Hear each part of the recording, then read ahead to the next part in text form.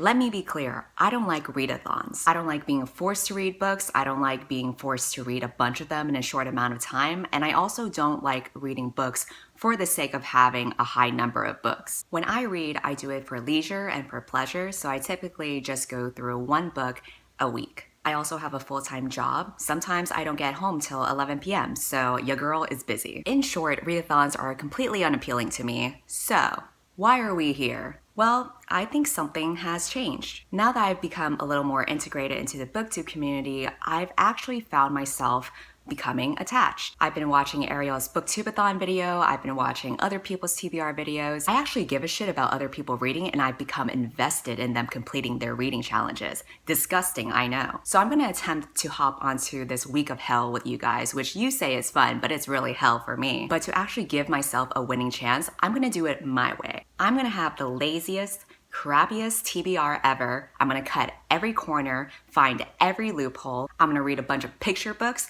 I'm gonna combine challenges. I'm just gonna be the crappiest booktuber ever. I'm like that student you hated in class because they always did the bare minimum, because I was that student. So without further fucking ado, let's talk about the books I'm gonna read to hack the system. First challenge is let a coin toss decide your first read. I'm gonna decide between two graphic novels. The first is Marbles, Mania, Depression, Michelangelo, and Me. And the second is The Prince and the Dressmaker. These are both graphic novels that are about the same length, so they should be easy to kind of go through. The first one is about a designer who has depression, so very relatable for me. The second is a cute little fantasy story. I think I saw the LGBT tag on Goodreads, so I'm hoping it better be gay. So let's do heads for The Prince and tails for Depression. I got tails, so it looks like we're gonna be depressed. What else is new? The second challenge is read a book about something you wanna do. So for this, I'm choosing Your Story is Your Power by Elle Luna and Susie Herrick. This is a nonfiction book that helps creative women tell their stories. As an art director, I'm currently working on a design project that talks about my mental health journey, so I figured that this book might be relevant to what I'm trying to do.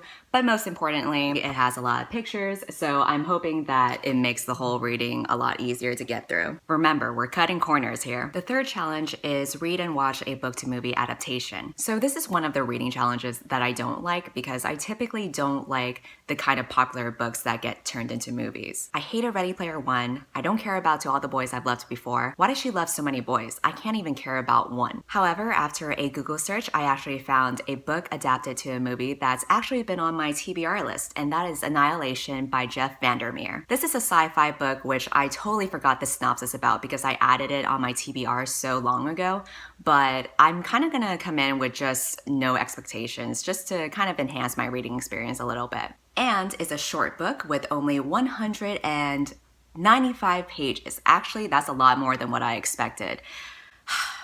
Listen, I'm just trying to make it as easy as possible, okay? Fourth challenge is to read a book with green on the cover. Well, well, well, looks like I can combine reading challenges now. Annihilation has a movie, it also has green on the cover. Boom, boom, boom, I'm done with this shit. Fifth challenge is reading a book while wearing the same hat the whole time. I read while I'm in bed, so this is gonna be really uncomfortable for me. I'm just gonna wrap a towel around my head and just look like a fucking idiot. So, since I'm gonna get nice and comfortable in my blankets and a towel wrapped around my cranium, I chose a shoujo manga to read. The English title is called The Substitute Count by Seiki Memori. It's a gender-bender historical shoujo, which means that it's probably gonna be trash, which also means that it's gonna be really easy to read. The sixth challenge is to read a book with a beautiful spine. Here's the thing, I can't choose a short book for this because short books basically have no spine. Because of that, I'll be forced to read The Hazelwood by Melissa Albert.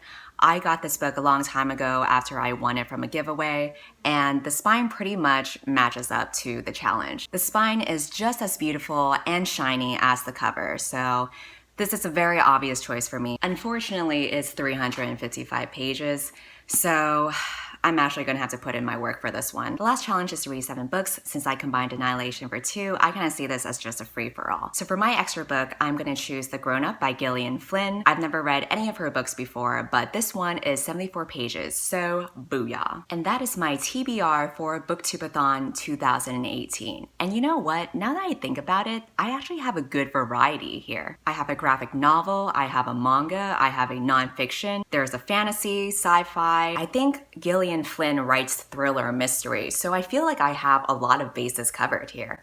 I just want everyone to appreciate that it could be worse. I could have literally chosen all picture books for this, but I didn't. There's gonna be some effort here. Because there's gonna be a little bit of effort, I'm actually not sure if I'm gonna win this challenge. I don't even set up reading goals for myself because I already expect to fail them. A book like Hazelwood usually takes me a whole week to finish it, so I'm gonna have to figure out what the hell I'm gonna do here. I think my plan is gonna be spend 3 days reading Hazelwood, maybe 2 days reading Annihilation, and then just try to cram the rest of the 2 days reading all of the picture books. So I guess we'll see.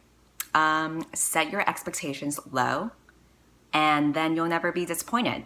That's my life motto. All right, bye. Wow, I just realized that the grown-up already has green on the cover on it, so I didn't combine any reading challenges at all.